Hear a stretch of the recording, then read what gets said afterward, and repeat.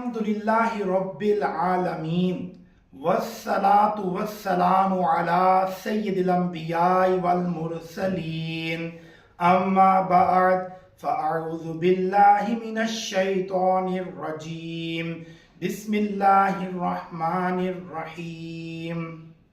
السلام علیکم بچوں، کیا حال ہے؟ ٹھیک ہے؟ ہم نے پچھلا جو سبق ہم نے پڑھا تھا تعوذ و تسمیہ کا، ہم نے اس میں بیان سنا تھا، تو ہم نے یہ نیت کی تھی کہ ہم تعوذ و تسمیہ پڑھیں گے، تعوذ و تسمیہ قرآن پاک سے پہلے پڑھیں گے۔ آپ نے ایک اور نیت کی تھی کہ ہم نے ہر نیک اور جائز کام سے پہلے بسم اللہ الرحمن الرحیم بھی پڑھنا ہے۔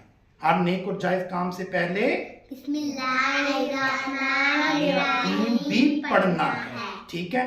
تو آج کے سبق کے اندر ہم تعوذ و تسمیہ کا ہم پریکٹس کریں گے۔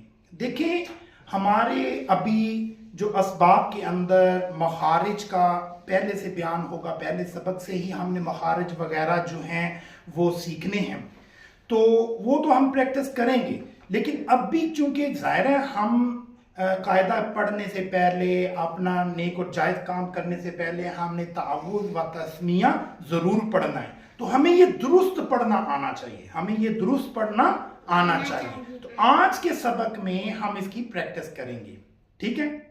کریں گے پریکٹس۔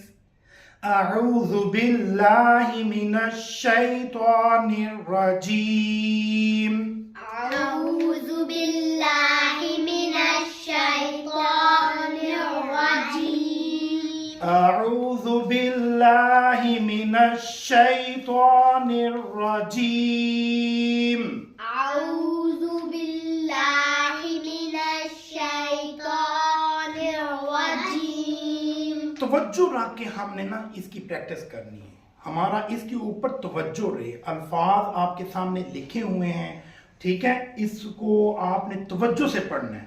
آپ پہلے میری طرف دیکھیں، ادھر دیکھیں، شاباش، میری طرف دیکھیں۔ اعوذ باللہ من الشیطان الرجیم، اعوذ باللہ من الشیطان الرجیم، بسم اللہ الرحمن الرحیم، بسم اللہ الرحمن الرحیم، بسم اللہ الرحمن الرحیم۔ بسم اللہ الرحمن الرحیم۔ اس کی آپ نے پریکٹس کرنی ہے، ٹھیک ہے؟ کل آپ سے تعوذ و تسمیہ سنا جائے گا، اور ہم نے نیت کیا کی ہوئی ہے کہ ہر نیک اور جائز کام سے پہلے بسم اللہ الرحمن الرحیم پڑھیں گے۔ اس کا فائدہ کیا ہوگا؟ جب تک وہ کام ہوتا رہے گا ہمیں ثواب ملتا رہے گا۔ بہت شکریہ۔ السلام علیکم ورحمۃ اللہ وبرکاتہ۔